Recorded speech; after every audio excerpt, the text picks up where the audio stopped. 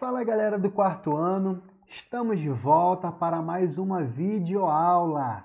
Dessa vez nós vamos corrigir todo o capítulo 6. Finalmente chegamos nesse capítulo, tivemos 3 aulas do capítulo 6, a parte 1, a parte 2 e uma última atividade que eu deixei para vocês na nossa última aula.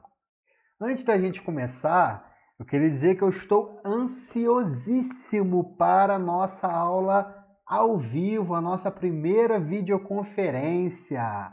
Nossa próxima aula de ciências vai ser a nossa videoconferência. Também a nossa aula ao vivo de geografia. Eu estou muito ansioso, estou morrendo de saudade de vocês para a gente ter essa nossa aula. Quero ver vocês ao vivo, né? Então vamos lá. Na nossa correção, você vai pegar então o seu livro e o seu caderno, porque teve uma atividade que a gente fez. A última atividade foram umas perguntinhas no caderno, tá? Então pega o seu material agora. Pega o seu lápis, sua borracha, para precisar apagar alguma coisa, ok? Então vamos lá. No nosso livro, a primeira atividade ficou lá na página 14. Então você vai abrir na página 14, deixa eu abrir o meu aqui, página 14, e a gente vai responder. Naquele mesmo esquema, a gente vai ler a pergunta e depois a gente vai lá para o gabarito no slide que eu separei, para vocês poderem pausar o vídeo e comparar a sua resposta com o que eu coloquei no gabarito, ok? Então vamos lá. Esse capítulo, antes de fazer a correção, a gente viu bastante coisa nesse capítulo, né?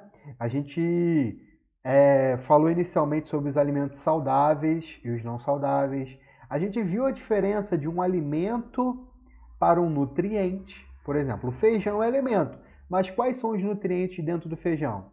As proteínas, carboidratos e vitaminas, que inclusive são todos esses os nutrientes. Sais minerais, vitaminas, carboidratos, que no livro fala que é a mesma coisa que açúcares, os lipídios, que é a mesma coisa que gordura, as proteínas e a água, que é o nutriente mais abundante do nosso organismo. Aí isso a gente comprova nesse esquema aqui, que é por volta de entre 60% a 70% do nosso corpo é de água, ok? Então vamos continuar. A gente viu que muitos animais, muitos seres vivos também têm a quantidade diferente, né, de água no organismo. Por exemplo, a água viva tem 98%, né, ou 98% de água, quase 100% de água que ela é feita. A gente viu que a água ela tem algumas funções e ela compõe de forma diferente no nosso corpo. Ela regula a temperatura, ela protege e amortece os órgãos vitais, ajuda na absorção de nutrientes, tem muitas funções a água no nosso corpo. E sem a água, a gente tem alguns sintomas aqui, ó, sintomas de desidratação, que é um problema muito sério quando a pessoa perde a quantidade de água no corpo. Que, por exemplo, a pressão baixa, diminuição da urina, a pele fica ressecada, os lábios rachados, os olhos ficam muito secos e ardendo. E como aí a pessoa perde água? Naturalmente ela vai perder pela urina, pelo suor, pelas fezes, pela lágrima, pela saliva. Isso os seres vivos vão perdendo. É por isso que a gente tem que repor a todo momento essa água, né? E na penúltima aula a gente viu que muitos animais, pela falta de nutrientes na natureza, em determinados momentos, em determinadas épocas, eles podem hibernar e podem fazer o torpor. A gente pensava que os ursos eles faziam a hibernação, só que não. Os ursos fazem o torpor. E o torpor justamente serve, ele não dorme 100%.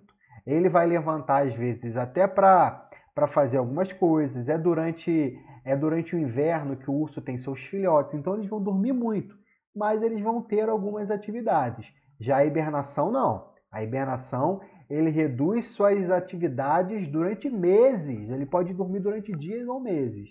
Aí a gente tem os exemplos aqui, os esquilos, cobras, ouriços, ok?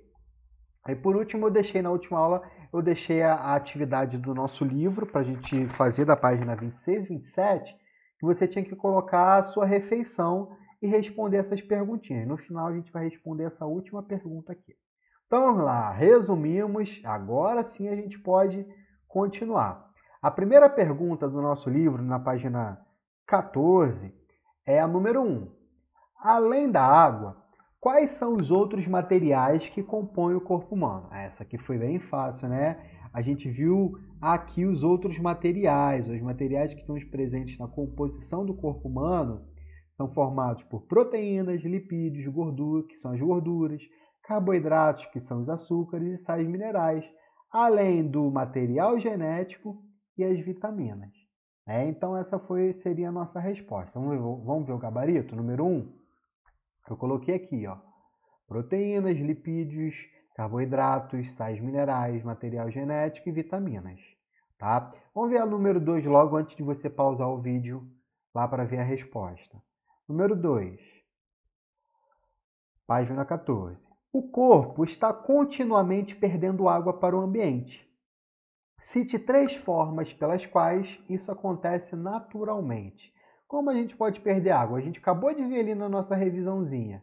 Aí a gente pode perder água pela urina, no suor, nas fezes, na saliva, nas lágrimas, né? A gente vai perder muito na transpiração, no suor. Perde muita água. Naturalmente, a gente vai perdendo essa água, a gente nem repara.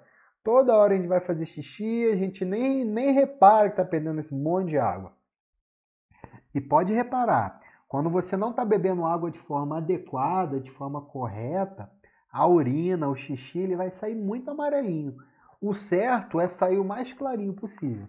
É por isso que a gente precisa beber bastante água. Daqui a pouquinho, na última questão, a gente vai ver mais ou menos a quantidade de água ideal para a nossa idade. Ok? Então, pausa o vídeo aí e vê se a tua resposta está certa. A próxima questão que a gente tem é a da página 17. Na página 17, a gente vai responder aqui a número 1. Vamos lá. Número 1. Proteínas, lipídios e água formam a maior parte do corpo dos animais. Reescreva o nome desses materiais em ordem decrescente. Isso é, da maior para a menor quantidade presente no corpo humano. A gente já sabe que o primeiro lugar, a maior quantidade no corpo humano é de água. Então você vai colocar a primeira aqui, vai ser água. Depois, vamos olhar a tabela lá de novo, o gráfico. Ó, a gente tem água, tá vendo? Quantidade de materiais no corpo. A primeira, grandona azul, é água. Depois a gente vai ver aqui, ó, que são as proteínas. E depois as gorduras, que são os lipídios. Então essa aqui é a ordem que a gente vai ter. Essa justamente é a resposta que a gente vai colocar. Água, segundo, proteínas e terceiro, lipídios. Aí eu até falei que a água é a maior quantidade. As proteínas, elas fazem parte das estruturas do nosso corpo. Por exemplo, o nosso osso vai ter proteína, nossos músculos vão ter muita proteína. Então, a maior parte estrutural do nosso corpo, o que forma a estrutura dos nossos órgãos, do nosso corpo inteiro, é as proteínas, juntamente das gorduras que vem logo em seguida. Então, a resposta da número 1, da página 17, é essa sequência, tá? Então, eu coloquei aqui, ó, página 17 e 18, mas primeiro a gente só está vendo a número 1. Água, proteínas e lipídios, essa é a ordem. Agora, a outra atividade, o número 2, é uma resposta, cada um teria sua resposta, né? Você teria que pegar alguma coisa, algum produto e colocar as quantidades aqui por porção. Aí eu peguei um aqui na internet, só como exemplo. Olha esse aqui que eu peguei, ó. Eu peguei bolinho de carne suína com molho de tomate. Então eu teria que colocar lá a quantidade de proteína, de gordura, gordura saturada. Essa parte de gordura eu não vou explicar para vocês agora não. Mas gordura saturada, todas elas são lipídios. Só que gordura saturada, gordura insaturada, tem esses tipos, né? Essas gorduras têm algumas diferenças de uma para outra. Por exemplo, a gordura saturada é uma gordura que não faz muito bem para a nossa saúde, sabia? Geralmente essa gordura no nosso corpo ela vai fazer mal. ela vai entupir as artérias, vai entupir esses locais que vai ter circulação de sangue, ela vai se acumular no nosso corpo e isso pode causar problemas sérios no ser humano, ok? Então, a gente tem que dar preferência à gordura, sim. A gente tem que comer gordura, sim, mas em quantidades menores. Por isso que a gente não pode abusar dos lanches, desses alimentos muito gordurosos. Ok? Então aqui você teria que colocar a resposta na número 2 aqui, um por um.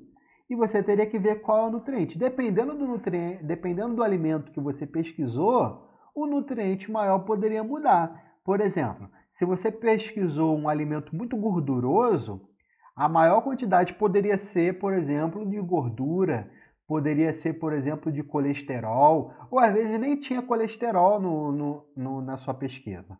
Tá? Lembrando que a função de cada um aqui, do colesterol, da fibra alimentar, da gordura, da proteína, dos carboidratos, a gente vai ver futuramente, tá bom? A função de cada um do organismo. Só nessa aula a gente conheceu que existem esses nutrientes, beleza? Aqui também é a mesma coisa, dependendo do alimento. Se você pesquisou um alimento muito saudável, a quantidade de nutriente em menor quantidade pode nem ter, por exemplo, a gordura, pode nem ter colesterol, dependendo do que você pesquisou. Aí você responderia alguma coisa que, se não tivesse presente, você teria que colocar, ok? Tá? Quem não conseguiu, a gente pode usar até o próprio exemplo do nosso livro. O nosso livro aqui ele vem falando na página 16, ele também traz o exemplo do caju e do queijo Minas. Tá legal? Então essa resposta aqui vai variar, por isso que eu não coloquei, vai variar do que você pesquisou. Agora, próxima pergunta. A próxima pergunta está na página 18. Vamos ler. Observe a seguir um esquema que apresenta a massa, no caso quilograma, os quilos, né? Média de cães, na média de cães adultos de diversas raças do sexo masculino. Por exemplo, dálmata. Dálmata é muito lindo, né, gente? Eu tenho um dálmata aqui em casa. O nome dela é Zaira. Ela é uma cadela. Dálmata, 27 quilos. Tem o Bulldog francês, 13 quilos. Yorkshire, 3 quilos. E o Dog alemão, que é o bem maior de todos, 54 quilos. Comparado com o Yorkshire, tadinho. Letra A. Ao nascerem, os filhotes de cachorro possuem cerca de meio quilograma de massa. Ou seja, ele nasce com 500 gramas, bem pequenininho. Menos que 1 quilo, então é bem pequenininho, né? De acordo com as informações anteriores, em qual raça o ganho de massa entre o nascimento e a vida adulta foi menor? Então, qual desses aqui do nascimento foi menor até alcançar a vida adulta? Com certeza o Yorkshire, porque nasceu com meio quilo e depois adulto passou a ter 3 quilos, né? E qual foi o maior de massa? O Dog alemão, com certeza, 54 quilos. Imagina, o Dog alemão nascer com meio quilo, 1 quilo no máximo e depois na vida adulta ter 54 quilos. Ganhou bastante coisa, né? Daqui a pouco a gente vai lá no nosso gabarito. Então, o que teve o maior ganho de massa foi o Dogo alemão e o menor ganho de massa foi o Yorkshire. Letra B. De onde vem a energia necessária para o desenvolvimento dos cães? E aí? Essa energia vem dos nutrientes. Claro, só que esses nutrientes vêm da alimentação e da hidratação. A gente não pode esquecer a hidratação, tá bom? E basicamente para um cão como esse, um cachorro, a alimentação vem de onde? Vem da ração e a hidratação da água, ok? Beleza? Então vamos lá no nosso gabarito, na página 18. Aí eu coloquei número 3 da página 18, ó, número 3. Menor ganho de menor ganho de quilos, né? É o Yorkshire, o maior é o Dog alemão. E a letra B eu coloquei assim, de onde que vem esse crescimento? Da alimentação e da hidratação, que são obtidas por meio da ração e da água, respectivamente. Ok? Então, pausa o vídeo aí e dá uma olhadinha na resposta. Continuando. Essa questão aqui, a gente tinha que fazer se a gente estivesse na aula, então a gente vai deixar mais para frente essa atividade. A página 19. Na página 20 e 21, a gente falou sobre a energia, né, que inclusive eu até falei que a principal fonte energética dos seres vivos é um açúcar, é um carboidrato chamado glicose. É a principal fonte de energia. Quando um ser vivo, um animal, o ser humano, não tem essa quantidade boa de glicose, o que ele vai fazer? Ele vai tentar tirar esses nutrientes de outros lugares. Primeiro ele vai tirar da gordura, né? Assim que uma pessoa emagrece, ela para de comer muita coisa, muita comida, aí começa a queimar mais gordura, porque ele não tem muito carboidrato. Então ele vai emagrecendo dessa forma. Aí a pessoa não tem nem mais gordura, o animal não tem nem mais gordura, aí começa a retirar de onde? Da proteína, das estruturas do corpo, do músculo, dos ossos. É por isso que o animal ou um ser humano ou outro ser vivo vai ficar, nesse caso os animais, vão ficar bem magrinhos, né? Porque eles vão retirando até dos músculos essa forma para produzir energia. Porque o cérebro, o coração, precisa de energia, então eles têm que fazer o máximo possível para esses órgãos vitais continuarem funcionando, né? Então vamos responder a nossa questão. Aqui foi um assunto que a gente falou muito, que acontece isso muito no Brasil, em várias partes do mundo, que é a fome ainda. As pessoas ainda não se alimentam da forma adequada. Não por escolha, mas sim por necessidade. Elas não têm, muitas das vezes, a quantidade necessária de dinheiro para se alimentar da forma correta. E é justamente essa atividade que a gente ia fazer, que a gente vai fazer na página 23. Ó, no Brasil, como está essa situação? Veja a seguir o custo da refeição por região no país. Aí a gente está falando do custo das refeições. Norte, a região norte, R$ 33,14. Qual é o mais caro aqui? A região centro-oeste. O valor da refeição é R$ 35,16. Agora, observe a quantidade de pessoas por região no Brasil que vive com menos de R$ 22,50 por dia. Menos de R$ 22,50 por dia.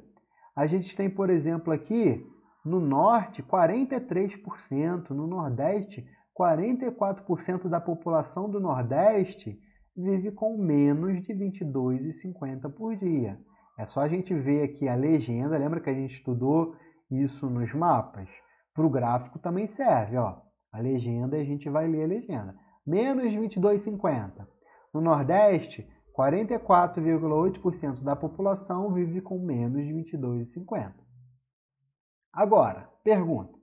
O que você pode concluir ao comparar os valores do gráfico anterior com o custo médio da alimentação no Brasil? O que a gente pode concluir? Que muita gente vive com menos dinheiro do que consegue se alimentar, né? Então, é um problema grave no Brasil. As pessoas não se alimentam de forma saudável, acabam comendo um monte de coisa que não vai compensar esses nutrientes no organismo da pessoa. Vamos para o gabarito? Página 23, então. Vou colocar aqui. Página 23, a resposta fica o seguinte.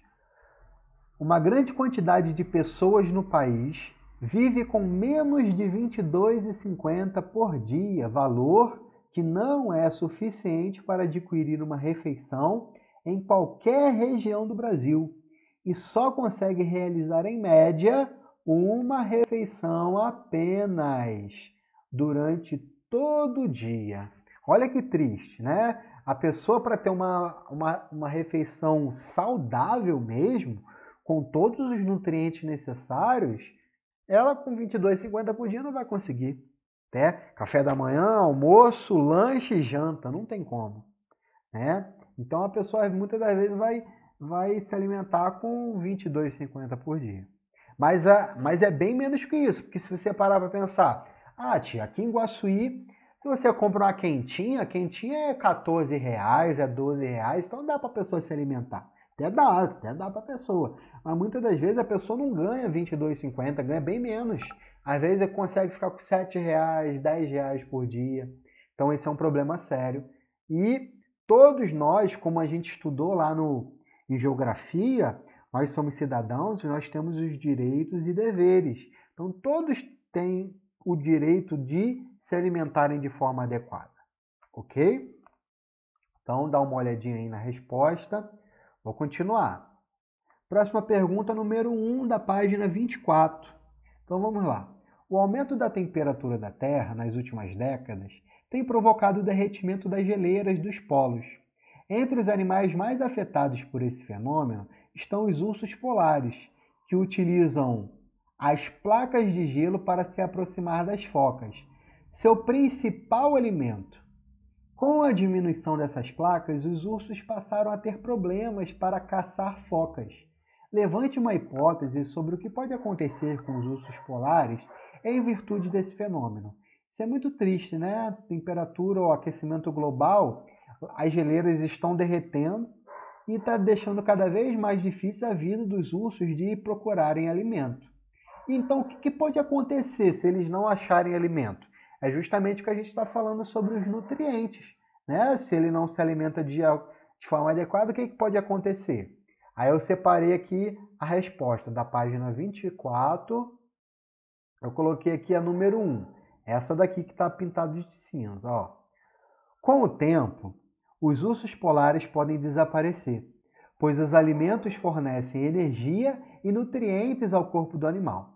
Na falta deles, o corpo passa a utilizar suas próprias estruturas para obter essa energia, levando o animal à perda de massa e à desnutrição. É justamente o que a gente falou naquela página anterior sobre a energia, sobre utilizar as próprias estruturas do corpo. Então isso é o que pode acontecer com o urso se ele não conseguir o seu alimento. Tá bom? Continuando. Número 2.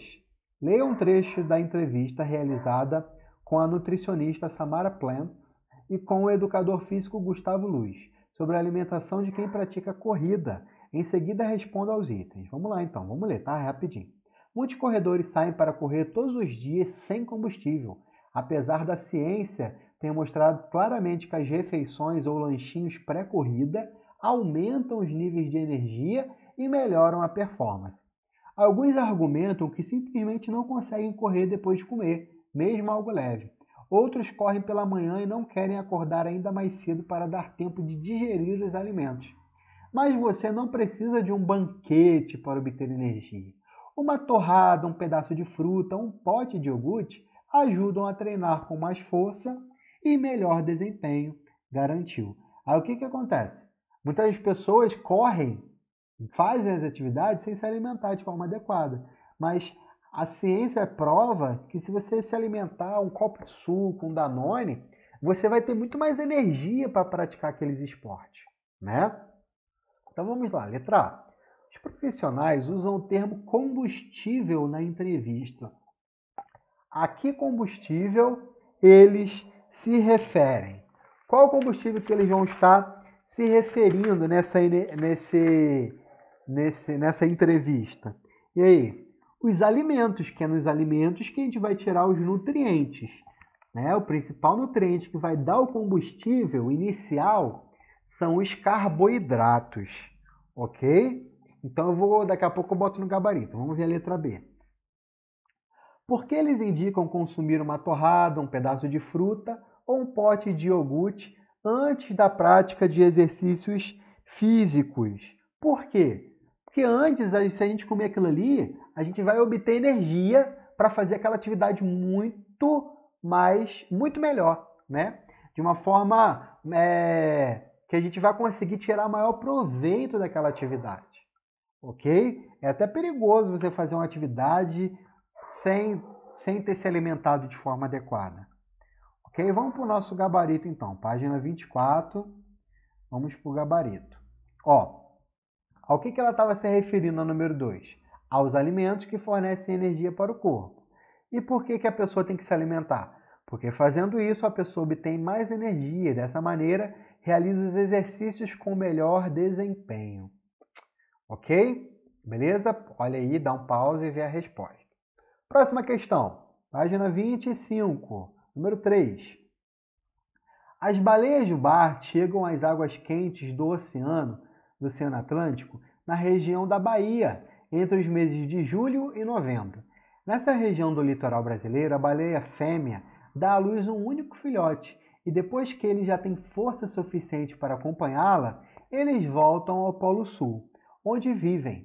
Nas águas geladas do Polo Sul, existe muito mais crio, o principal alimento das jubartes, do que nas costas quentes do Brasil. Mas o ambiente lá é frio demais para os filhotes recém-nascidos. Explique o que pode acontecer com a baleia jubarte adulta quando ela sai das águas geladas do Polo Sul e nada em direção às águas quentes do Oceano Atlântico. E aí, ele falou que no Oceano Atlântico não tem tanto crio, vai ter mais lá no Polo Sul, né? Mas a baleia vem para o Oceano Atlântico para ter seu filhote, porque seu filhote não ia aguentar logo de cara aquelas águas geladas do Polo Sul, né? Polo Sul, lugar muito frio. Então, o que a gente colocaria nessa resposta aqui? O que pode acontecer com a baleia? Aí eu coloquei assim, a letra A. Ao nadar, a baleia gasta energia. E como o crio está disponível em menor quantidade nas águas quentes do Oceano Atlântico, ela pode emagrecer. Porque se o principal alimento é o crio e não tem muito no Oceano Atlântico, ele vai acabar emagrecendo. A baleia vai emagrecer. Letra B. O que acontece com a massa corporal dessas baleias quando elas voltam para o Polo Sul? Quando ela volta para o Polo Sul, ela vai comer todo o crio que ela conseguir achar na frente, né? Então, como que vai ficar a nossa resposta? Nos mares do Polo Sul, a quantidade de alimento é bem maior. Por isso, a massa corpórea das baleias jubarte aumenta. Então, essa foi a resposta. Gente, lembrando que tua resposta não precisa estar 100% igual ao livro não, tá? Igual tá aqui não. Você tem que ter a mesma ideia da nossa resposta. Agora, número 4. A história do Conde Drácula e de outros vampiros que dormem profundamente em caixões e em outros ambientes escuros parecem ter origem em morcegos, pois alguns são encontrados em estado de sono profundo nas épocas mais frias do ano na Europa. O fato de que existem alguns morcegos que se alimentam do sangue de humanos e de outros animais também pode ter reforçado a lenda dos vampiros. Legal, né?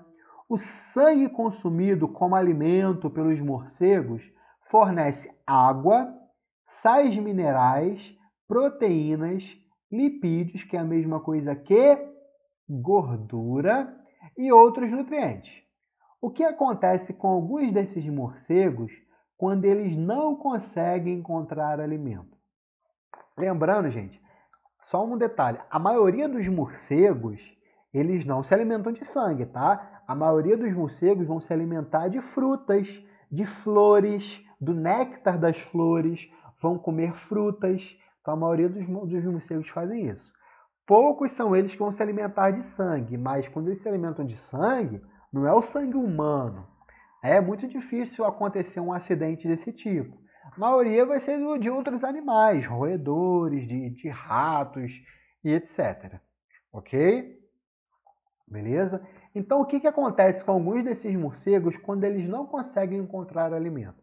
Aqui nesse caso, quando ele entra em sono profundo, tem a ver lá com a hibernação. A hibernação, o torpor. Então, ele faz isso no inverno para economizar energia. Ok? E o que acontece quando alguns desses morcegos não conseguem encontrar alimento? Os morcegos podem diminuir a atividade corporal, reduzindo os batimentos cardíacos e respirando mais lentamente. Então, eles entram em um estado de sono profundo. Nesse período, eles emagrecem, pois não se alimentam. Então, os morcegos, quando eles não se alimentam, eles vão entrar nesse sono profundo, que é o quê? Economizar o quê? Energia. Economizar o consumo de nutrientes pelo seu corpo, ok? Então pausa aí, compara com a sua resposta, vê se está tudo certinho. E por último, eu deixei na última aula essas perguntas aqui. Você tinha que fazer essa atividade aqui, ó, no livro de vocês. Aí era o de quinta-feira só que você tinha que fazer, botar aqui a quantidade de água. Aí as perguntas eram as seguintes: sua alimentação de hoje, quinta-feira, foi considerada saudável? Aí você vai falar sim ou não e você tem que explicar. Você considera que a quantidade de água consumida hoje foi a ideal? E aí? Será que a água que você bebeu nesse dia, tu escreveu, foi a ideal? Só para a gente ter uma ideia, eu separei aqui a quantidade de água ideal para de bebês até mais ou menos a idade de vocês. Ó, quanta água no mínimo bebês e crianças devem tomar diariamente? Bebês de 0 a 6 meses têm que beber 700 ml por dia. De 7 a 12 meses, a 1 ano, 800 ml. Aqui é a faixa etária de vocês, ó, mais ou menos 7, 8, 9, 10 anos, tá aqui entre 1,7 litros e 2,4 litros. Ou seja, mais ou menos 2 litros de água por dia você tem que beber. Tu acha que você bebe 2 litros de água por dia? Se você não bebe, tem que tentar. Que a água, como a gente viu, ela é importantíssima no funcionamento do nosso corpo. Tá legal? Então, a gente tem que beber essa média. Tá legal? Tenta ver assim, quantos copos? Vou beber 5 copos de água por dia. Tchalan, eu vou muito no banheiro fazer xixi. Ótimo, isso é bom. Por quê? Prova que teu organismo está trabalhando de forma correta, que está eliminando o excesso de água, então nunca vai faltar água para o seu corpo. Precisamos nos alimentar de forma saudável e beber água de forma correta, tá bom? Então é mais ou menos 2 litros de água por dia. Aí a outra pergunta é: o que você faz ou pode fazer para ter uma alimentação diária considerada saudável? Aí você podia responder: comer tudo que a mamãe bota no prato, o papai bota no prato, comer os legumes, comer os vegetais, não jogar a comida fora, comer tudinho que eu colocar no prato, né? Evitar beber muito refrigerante, evitar beber muito suco de pozinho, suco de caixinha, porque isso vem muito açúcar, né? Então tem práticas que a gente pode ter no nosso dia a dia para ter uma alimentação saudável, ok? E a última pergunta. Com tudo que vimos no capítulo 6, escreva com suas palavras a importância da água e dos outros nutrientes para os seres vivos. Aí eu respondi assim, ó. Vamos ver o que vocês colocaram, mas a minha resposta foi a seguinte. A pergunta da número 4, lá no caderno agora. Eu coloquei assim: a água e os nutrientes, e os outros nutrientes, né? Porque a água também é um nutriente. A água e os outros nutrientes são fundamentais na composição e função dos seres vivos. Composição por quê? Porque as estruturas do nosso corpo são feitas desses nutrientes. E a função porque ele também tem muitas funções no nosso corpo, tá? Diversos problemas podem ocorrer se não bebermos água adequadamente e não nos alimentarmos de forma saudável, pois esses nutrientes são essenciais para a vida de todos os seres vivos, ok? Então essa foi a nossa resposta. Então a gente finaliza a nossa correção do nosso capítulo 6 e a gente finaliza o capítulo 6. Sempre leiam para relembrar, ok? Que é muito importante, falando todo o resuminho dessa aula. Próxima aula de ciências, que provavelmente é a nossa aula online, nossa videoconferência, a gente vai falar das relações alimentares, tá bom? Então a gente vai ver um conteúdo novíssimo, a gente vai ver as relações dos animais, como eles se alimentam, a gente vai entender um pouquinho melhor esse conteúdo, tá bom? Então é isso, gente. Um beijão para vocês, até a próxima aula e tchau, tchau!